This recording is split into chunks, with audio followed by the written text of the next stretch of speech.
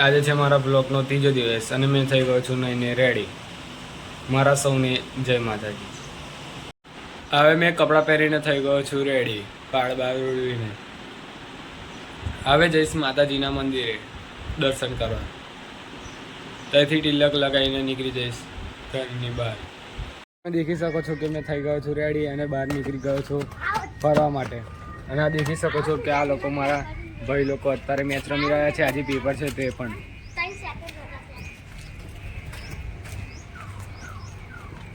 એ લોકો મને કહી રહ્યા છે કે મરદને કોઈ દાડો ટેન્શન હોય એના પેપરનું. કે છું કાકાના દુકાને દેખી શકો છો. હેલો ભાઈ, આ છે અમારા વંદાભાઈ કે અત્યારે ગાડી રિપેરિંગ કરાવવા આવ્યા હતા. આ છે અમારા મેકેનિક સાહેબ, તે આખો દિવસ બેહી જ રહેશે, કંઈ કામ કરતા નથી. હવે અગોડિયા રોડ પર કોઈ બી જગ્યાએ ગાડી બગડે તો અહીં આગળ કોન્ટેક્ટ કરી દો. પઠાણ ગેરેજ ગયા છે હર્ષદી માના મંદિરે, જે તલાવની વચ્ચે આવી રહ્યું છે. દેખી શકો છો